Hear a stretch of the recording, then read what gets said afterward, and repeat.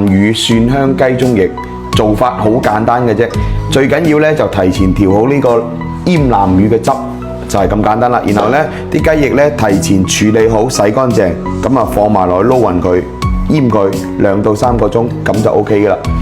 醃2到3個鐘，跟住咧就可以攞去炸噶啦。嗱，好簡單嘅啫。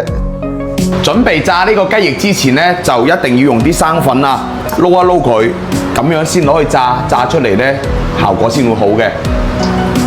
油溫夠咧，就放晒啲雞翼落去，放咗落去之後咧就唔好喐佢啦，等佢定型。定咗型之後咧，就可以輕輕咁樣推一推佢，防止佢黐鑊同埋燶鑊。炸呢個南乳雞中翼好簡單嘅咋，喺屋企控制好個油溫，咁樣就 OK 嘅啦。咁樣炸嘅南乳雞中翼，出邊係脆嘅，入邊係有汁嘅。你話靚唔靚？隻隻都咁靚啊！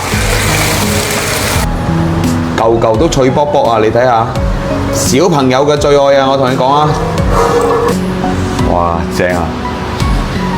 南乳蒜香雞中翼啊！